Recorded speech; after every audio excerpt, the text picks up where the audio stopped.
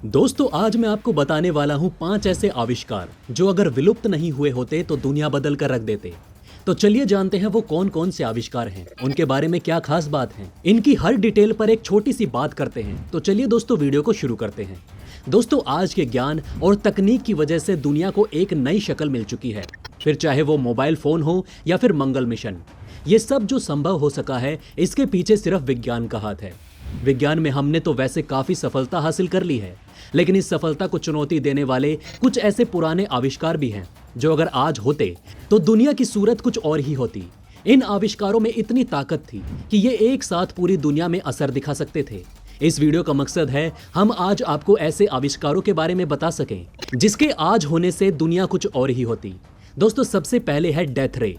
आप सभी जानते होंगे निकोला टेस्ला अपने समय में एक महान वैज्ञानिक थे। इन्होंने अपने समय में जितने भी आविष्कार किए वो उस जमाने के विज्ञान से काफी आगे तक की सोच दर्शाती है।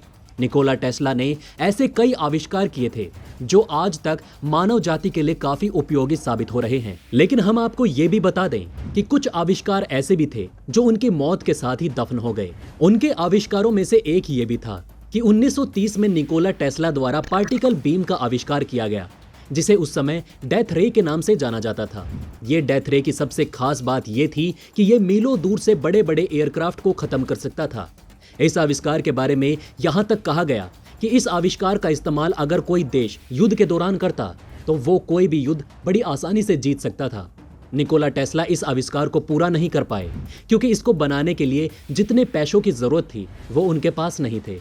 लोगों का यह भी मानना था कि इतनी बड़ी टेक्नोलॉजी का आविष्कार नहीं हो सकता था।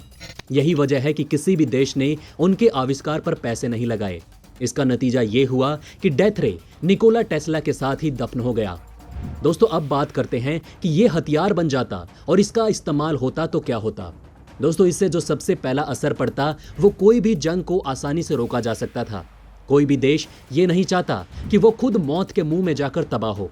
ऐसी कई वजह थी जिससे लोग आपस में जंग करने से डरते। दोस्तों दूसरा आविष्कार है स्लूट डिजिटल कोडिंग सिस्टम। यकीनन आप भी अपने फोन की मेमोरी से बहुत परेशान होते होंगे कि इतनी जल्दी मेमोरी कैसे भर गई। लेकिन क्या आपको पता है एक ऐसा साइंटिस्ट भी था जिसने 8 KB में एक हॉलीवुड मूवी को चला दिया और 64 KB की मेमोरी में 8 हॉलीवुड मूवी को चला दिया। इस पर यकीन कर पाना आपको थोड़ा सा मुश्किल होगा, तो चलिए इसके बारे में डिटेल से जानते हैं। दोस्तों आज एक ऐसा युग आ चुका है, इस युग में मोबाइल के बिना जीना बड़ा मुश्किल हो गया है। छोटे से छोटे बच्चे से लेकर बड़े से बड़े बुजुर्ग तक जिसके हाथ में देखो मोबाइल ही मिलेगा। इसी की वजह से मोबाइल कंपनियां अपनी रैम और रोम का बड़ा ख्याल रखती हैं और लोगों को अपने फ्यूचर से अपनी ओर आकर्षित करती रहती हैं, क्योंकि फोन में जितनी भी मेमोरी हो कम ही लगती है। आज हम उस आविष्कार के बारे में बताएंगे जो अगर आज होता तो आपको मेमोरी की जरूरत ही नहीं पड़ती। दोस्तों अगर मैं आपसे ये कहूं कि आपके पास 2 GB रैम और 2 GB रोम हो, लेकिन आप इसमें 128 GB जितना डाटा रख सकते हैं, तो आप यकीन नहीं मानोगे। लेकिन दोस्तों हम आपको बता दें, एक इंसान था जिसका नाम था जेन्स लूट, और दोस्तों उसने ऐसी चीज को सच कर डाला था। उसने ऐसा ही कुछ आविष्कार किया था।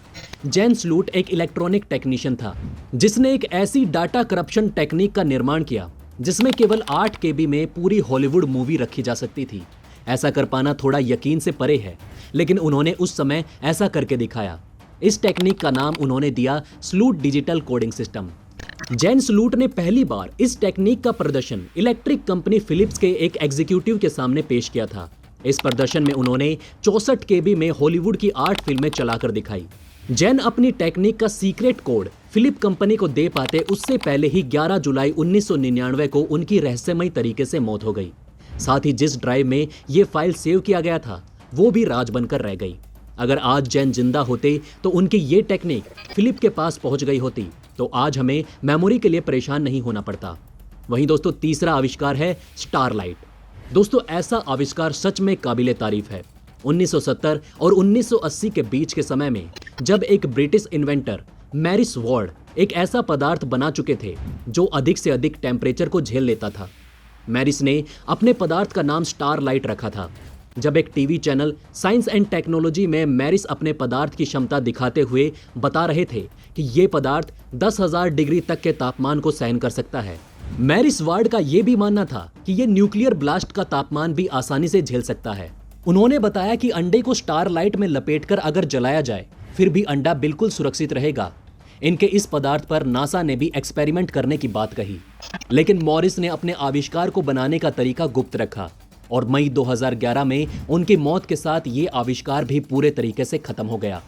वहीं दोस्तों चौथे नंबर पर आता है कोरोनोविजन।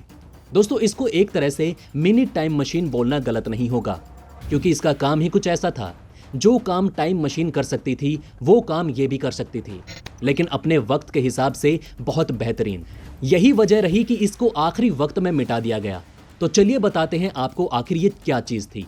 दोस्तों ऐसा भी कहा जाता है कि साल 1964 में फादर एनर्टी ने एक ऐसी मशीन का आविष्कार किया जो अतीत में घटी घटनाओं को आसानी से देख और सुन सकती थी। इस मशीन को उन्होंने कोरोनोविजन नाम दिया। फादर एनर्टी के अनुसार लुमिनोस एनर्जी और साउंड को ये आसानी से देख और सुन सकती थी, जो कि वातावरण में रिकॉर्ड हो जाता है। फादर एनर्टी ने बताया कि उन्होंने इस मशीन से भूतकाल के कई पलों को देखा और सुना था। अपने अंतिम समय में फादर एनर्टी ने अपने उन सभी मित्रों से मुलाकात की जिसने इनकी ये मशीन बनाने में मदद की थी। इन लोगों की मुलाकात के बाद इस मशीन को मिटाने का फैसला लिया गया। वहीं दोस्तों 5वें नंबर पर आता है क्लाउड बस्टर। दोस्तों बारिश धरती पर जीवन के लिए बहुत जरूरी है। हम सभी मानसून आने पर बारिश की आशा करते हैं, वहीं किसान भी आस लगाए बैठा रहता है। क्लाउड बस्टर भी एक ऐसा डिवाइस था जो बादलों से बारिश करवाने में सक्षम था, और इस डिवाइस का निर्माण ऑस्ट्रेलिया के वैज्ञानिक विल्हेम रिच ने किया था। असल में दोस्तों ये काम ऐसे करती थी कि ये बादलों के वातावरण को बदल सकती थी, और जो एनर्जी डिवाइस में मैनिपुलेट होती थी उसे ऑर्गन एनर्जी का नाम दिया गया था। 1953 में 2 किसानों के कहे अनुसार इस मशीन को उपयोग में लाया गया।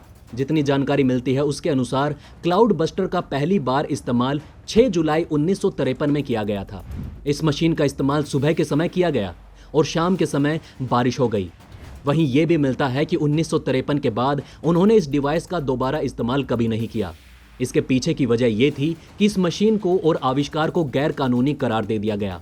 इसके बाद जो साइंटिस्ट इस मशीन में शामिल था उन सबको हिरासत में ले लिया गया और उन्होंने अपना आखिरी समय जेल में ही बिताया। बहुत लोगों का मानना यह भी था कि मशीन से किसानों का बहुत ज्यादा भला होता, और साथ ही साथ जब बारिश की कमी होती तो इससे फसल पर कोई असर नहीं पड़ता।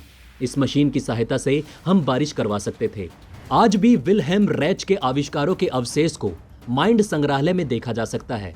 तो दोस्तों ये थे 5 आविष्कार जो इस समय मौजूद तो नहीं है, लेकिन इनके कंसेप्ट की वजह से इनको हमेशा याद रखा जाएगा। तो बस दोस्तों आज की वीडियो में इतना ही। मिलते हैं एक नई वीडियो के साथ, तब तक के लिए अलविदा। लेकिन दोस्तों जाने से पहले इस वीडियो को ज्यादा से ज्यादा शेयर कीजिएगा ताकि आपके अपनों के पास भी ज्यादा से ज्यादा जानकारियां पहुंच सके। उम्मीद करते हैं कि आपने इस वीडियो से कुछ न कुछ नया जरूर सीखा होगा। अगर हाँ तो लाइक करके अपना प्यार दिखाइए, शेयर करके हमारे व्यूज बढ़ने में मदद कीजिए, कमेंट करके हमें अपनी राय बताइए और चैनल को सब्सक्राइब करके अपने ज्ञान को ऐसे ही बढ़ाते रहिए। तो इसी के साथ दोस्तों मैं मिलता हूँ आपसे ऐसे ही किसी अगली वीडियो में। तब तक के लिए हमारे चैनल पर बने रहें। धन्यवाद।